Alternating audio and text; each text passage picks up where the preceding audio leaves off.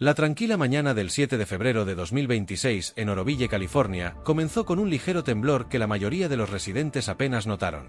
A las 6:47 de la mañana, un terremoto de magnitud 3.2 sacudió el área circundante de la presa de Oroville, el embalse más grande de California y una infraestructura crítica que contiene más de 3.5 millones de pies acre de agua.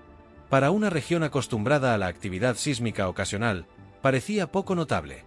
Los residentes continuaron con sus rutinas matutinas, tomando café, preparando a los niños para la escuela, sin saber que este temblor inicial era solo el preludio de una crisis geológica que desafiaría todo lo que los científicos creían posible sobre la estabilidad de las presas y el comportamiento sísmico. Para las 8:15 de la mañana, se había registrado un segundo temblor, este de magnitud 4.1. Las alarmas comenzaron a sonar en las oficinas del Departamento de Recursos Hídricos de California. Los ingenieros de la presa de Oroville, aún perseguidos por los recuerdos de la crisis del vertedero de 2017 que había forzado la evacuación de casi 200.000 personas, se movilizaron inmediatamente. Los equipos de inspección fueron despachados para examinar la estructura masiva de tierra de la presa que se eleva 770 pies sobre el río Feather. Lo que encontraron en esa primera inspección fue inquietante pero no inmediatamente alarmante. Pequeñas grietas en el concreto del vertedero, algunos desplazamientos menores de tierra, nada que sugiriera peligro inminente. Pero la frecuencia de los temblores estaba aumentando de manera preocupante. A mediodía, se habían registrado 8 terremotos distintos, el más grande alcanzando magnitud 4.8. Esto era altamente inusual. Oroville no estaba situada directamente sobre ninguna falla mayor conocida, y la secuencia de terremotos no seguía los patrones típicos de réplicas después de un evento principal. En cambio, cada temblor parecía más fuerte que el anterior, escalando en intensidad de una manera que desconcertaba a los sismólogos. El Servicio Geológico de Estados Unidos estableció un centro de operaciones de emergencia, trayendo los principales expertos en sismicidad inducida, geología de presas y riesgos geológicos para comprender qué estaba sucediendo bajo el suelo del norte de California. La teoría que comenzó a emerger era tan preocupante como improbable. Los científicos especulaban que el peso masivo del agua contenida en el lago Oroville, más de 3.5 billones de galones, combinado con años de sequía seguidos de lluvias sin precedentes, había creado condiciones de estrés únicas en la corteza terrestre subyacente. El embalse, lleno a casi el 95% de su capacidad después de las intensas tormentas atmosféricas de enero, estaba ejerciendo una presión tremenda sobre formaciones geológicas que ya estaban bajo tensión. Algunos científicos propusieron que se estaba desarrollando un fenómeno conocido como sismicidad inducida por embalse, pero en una escala nunca antes documentada. Para las 3 de la tarde, el temblor más fuerte hasta el momento sacudió la región, magnitud 5.6. En la ciudad de Oroville, las estanterías se vaciaron en supermercados, las grietas aparecieron en edificios antiguos, y la alarma pública comenzó a transformarse en miedo genuino. Las líneas telefónicas de emergencia se saturaron con residentes demandando saber si deberían evacuar. El problema era que las autoridades no tenían respuestas claras. La presa misma aún parecía estructuralmente sólida en las inspecciones de superficie, pero el comportamiento sísmico era tan anómalo que nadie podía predecir con confianza qué sucedería a continuación. Luego, a las 5:23 de la tarde, ocurrió algo que cambiaría completamente la naturaleza de la crisis. Los sensores de nivel de agua en el lago Oroville detectaron una anomalía imposible. El nivel del agua había aumentado repentinamente 23 pies en menos de 15 minutos, sin ninguna entrada correspondiente de ríos tributarios. Era geológica y físicamente imposible, a menos que algo fundamental hubiera cambiado en la cuenca del embalse mismo. Los ingenieros verificaron y volvieron a verificar sus instrumentos, convencidos de que debía haber un mal funcionamiento del equipo. Pero múltiples sistemas independientes confirmaban los mismos datos aterradores. El lago Oroville estaba experimentando una marejada masiva desde abajo. La realización llegó con horror creciente. El aumento del nivel del agua no provenía de arriba, sino desde debajo de la superficie del lago. La actividad sísmica continua había fracturado formaciones rocosas en lo profundo del suelo del embalse, abriendo fisuras que permitían que el agua subterránea bajo presión extrema se canalizara hacia el lago. Esencialmente, el lago Oroville se estaba alimentando desde acuíferos subterráneos masivos que habían estado sellados durante milenios. La presión del agua del propio embalse, combinada con el estrés sísmico, había abierto una conexión directa a estas vastas reservas subterráneas. Las implicaciones eran catastróficas. Si el nivel del agua continuaba aumentando a este ritmo, sobrepasaría la capacidad del vertedero principal en cuestión de horas. El vertedero de emergencia, que había fallado casi desastrosamente en 2017 y había sido parcialmente reconstruido, no estaba diseñado para manejar un caudal de esta magnitud. Y con la actividad sísmica continua amenazando la integridad estructural de la presa misma, la posibilidad de una falla catastrófica de la presa pasó de ser un escenario de peor caso teórico a una amenaza inmediata y real. A las 6 de la tarde, el gobernador de California declaró un estado de emergencia para el condado de Butte y los condados circundantes. Se emitieron órdenes de evacuación obligatoria para todas las comunidades río abajo de la presa de Oroville, afectando potencialmente a más de 250.000 personas. Las rutas de evacuación principales, la autopista 70 y la autopista 99, se congestionaron instantáneamente mientras decenas de miles de vehículos intentaban huir simultáneamente de la zona de peligro. Las escenas en las carreteras eran de pánico controlado, familias con autos llenos de posesiones apresuradamente empacadas, mascotas asomándose desde ventanas traseras, niños llorando mientras sus padres navegaban el tráfico en punto muerto. Los refugios de emergencia se establecieron rápidamente en Sacramento, Chico y otras ciudades fuera de la zona de inundación potencial. La Cruz Roja, FEMA y agencias estatales coordinaron para proporcionar refugio, comida y servicios médicos básicos a los evacuados. Pero la escala del desplazamiento potencial eclipsaba cualquier cosa que la región hubiera experimentado. Los gimnasios escolares, centros comunitarios e iglesias se llenaron rápidamente.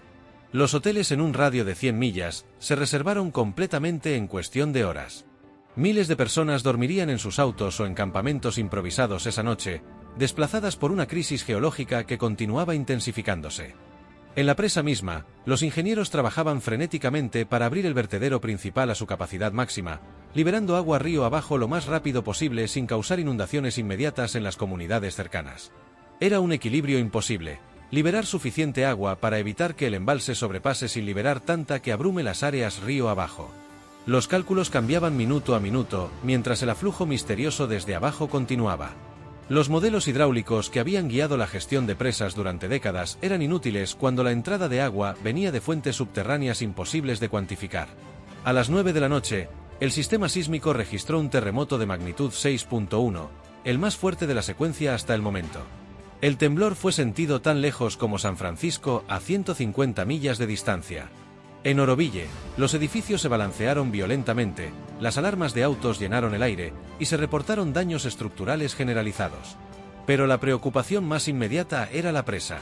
Las inspecciones de emergencia utilizando drones equipados con imágenes térmicas y sensores de vibración revelaron lo que todos habían temido: nuevas grietas apareciendo en la estructura de tierra de la presa, particularmente en la sección norte donde el material era más antiguo y potencialmente menos estable. Mientras caía la noche sobre el norte de California, la región se encontraba al borde de lo que podría convertirse en uno de los peores desastres de infraestructura en la historia estadounidense. La imposible marejada de 23 pies había sobrepasado todas las predicciones científicas. Los temblores continuos amenazaban la estabilidad de una estructura que contenía suficiente agua para inundar ciudades enteras, y miles de personas huían de sus hogares sin saber si tendrían hogares a los que regresar. El amanecer del 8 de febrero trajo poca esperanza a la región de Oroville. La actividad sísmica no solo había continuado durante la noche, sino que había intensificado en frecuencia y magnitud. Los sismólogos que monitoreaban los datos estaban presenciando algo sin precedentes en la literatura geológica moderna: un enjambre de terremotos que parecía estar migrando verticalmente a través de las capas de roca, moviéndose desde las profundidades hacia la superficie de una manera que sugería un cambio fundamental en la estructura geológica subyacente. Para las 6 de la mañana, se habían registrado más de 120 terremotos distintos en las últimas 24 horas, con 15 de ellos superando magnitud 5.0. El nivel del agua en el lago Oroville había aumentado otros 11 pies durante la noche, llevando el aumento total a 34 pies por encima de los niveles normales. El aflujo desde fuentes subterráneas no solo continuaba, sino que parecía acelerarse. Los hidrólogos, utilizando modelos avanzados de computadora, intentaban mapear el sistema de acuíferos que se había abierto debajo del embalse, pero cada modelo producía resultados diferentes. Lo que estaba claro era que se había tocado un vasto sistema de agua subterránea, uno que podría contener tanto o más agua que el propio lago Oroville. La pregunta que nadie podía responder era: ¿cuánta agua más fluiría hacia arriba y durante cuánto tiempo? El vertedero principal de la presa funcionaba a su capacidad absoluta máxima, liberando millones de galones por minuto en el río Feather. El rugido del agua era ensordecedor, audible a millas de distancia.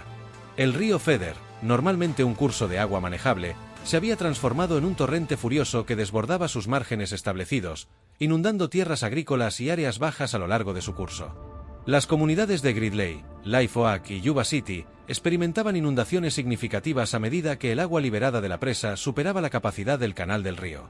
Era un escenario de pesadilla, daño río abajo debido al agua liberada versus daño catastrófico si el agua no era liberada.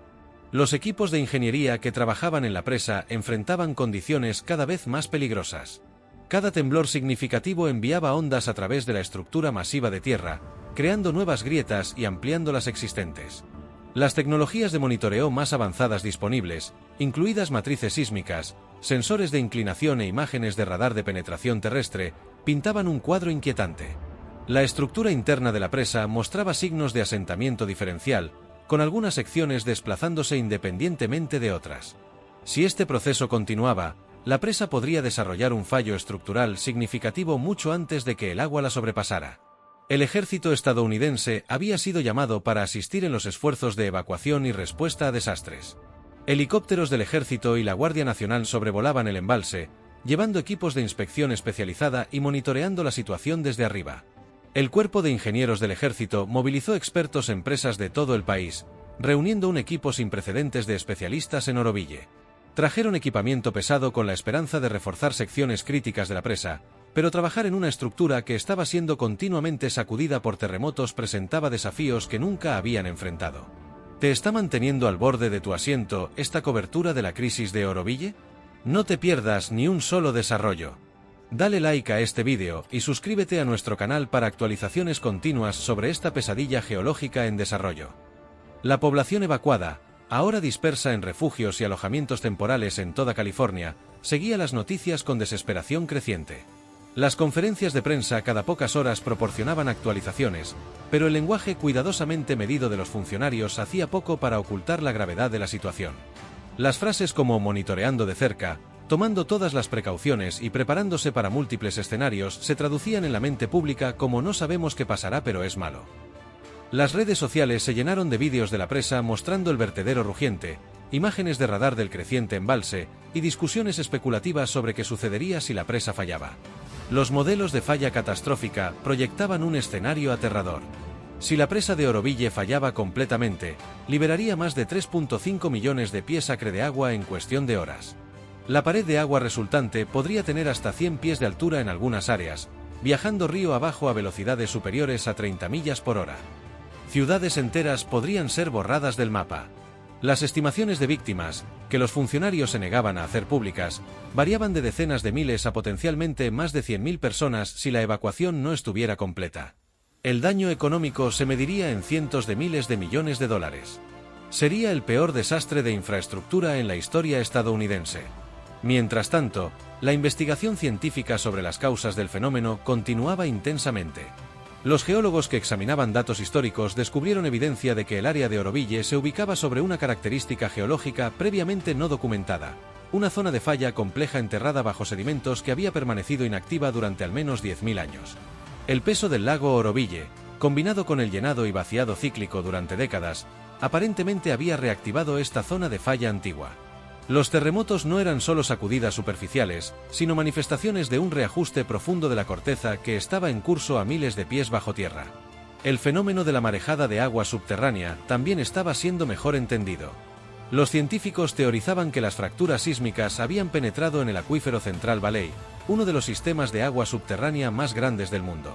Este acuífero había sido severamente agotado por décadas de uso agrícola, creando un vacío de presión. Cuando las fracturas sísmicas abrieron conexiones entre este acuífero agotado y las formaciones de agua subterránea más profundas y presurizadas, se creó un efecto de sifón, arrastrando agua antigua desde profundidades de miles de pies hacia arriba en el lago. Era geohidrología en una escala que los libros de texto tendrían que ser reescritos para acomodar. Para la tarde del segundo día, el nivel de agua había aumentado 42 pies en total. El vertedero de emergencia, que los funcionarios habían esperado evitar usar, ahora también estaba operando a plena capacidad. El rugido combinado de ambos vertederos creaba una vibración constante que podía sentirse a millas de distancia. Los trabajadores en la presa informaban que el ruido era psicológicamente agotador, un recordatorio constante de cuánta energía estaba siendo apenas contenida por la estructura que mantenían. Las comunidades río abajo que no habían sido evacuadas inicialmente ahora también recibían órdenes de evacuación. El volumen de agua liberado de los vertederos estaba causando una inundación de 100 años a lo largo de todo el sistema del río Feder. Las granjas quedaban sumergidas, el ganado era rescatado en operaciones dramáticas de helicóptero, y la infraestructura de pequeños pueblos desaparecía bajo agua turbia cargada de escombros. Era devastador, pero los funcionarios enfatizaban que esto era controlado en comparación con lo que ocurriría si la presa fallaba. La mañana del 9 de febrero marcó el tercer día de la crisis de Oroville, y la situación había alcanzado un punto crítico. Durante la noche, un terremoto de magnitud 6.8 había sacudido la región, el más fuerte hasta el momento, causando nuevos daños a la estructura de la presa que los ingenieros describieron como significativos y preocupantes. Las inspecciones al amanecer revelaron una fisura masiva que se extendía por más de 200 pies a lo largo de la cara norte de la presa de tierra, penetrando varios pies de profundidad en el material del núcleo. Era el tipo de daño que en circunstancias normales requeriría un vaciado inmediato del embalse y reparaciones extensas. Pero estas no eran circunstancias normales. El nivel del agua había aumentado otros 8 pies durante la noche, llevando el aumento total a 50 pies por encima de los niveles normales de operación. El embalse ahora contenía más agua de la que había sido diseñado para sostener, y cada hora que pasaba agregaba millones de galones adicionales de fuentes subterráneas que parecían inagotables. Los hidrólogos que habían estado modelando el sistema de acuíferos llegaron a una conclusión alarmante: el aflujo podría continuar durante semanas o incluso meses antes de que las presiones se equilibraran. El lago Oroville se estaba convirtiendo en algo fundamentalmente diferente de lo que había sido, un híbrido entre un embalse superficial y un manantial artesiano masivo. El cuerpo de ingenieros del ejército, trabajando con equipos de construcción privados movilizados de toda la nación, había estado trabajando las 24 horas para reforzar las secciones críticas de la presa.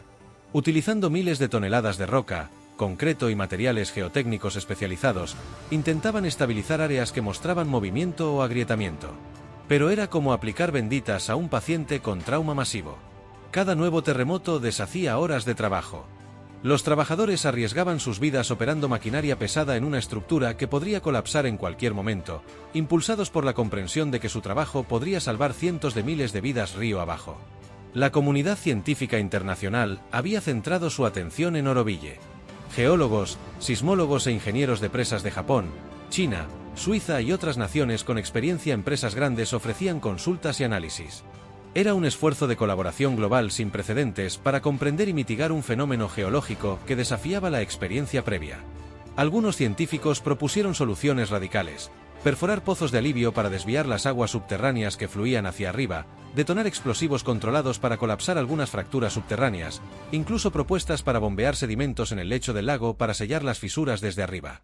Pero cada idea conllevaba riesgos enormes y ninguna garantía de éxito. La imposible marejada de 23 pies de Oroville, que finalmente alcanzó 53 pies, y la pesadilla geológica de terremotos intensificados habían puesto a prueba a California de maneras que nadie había imaginado.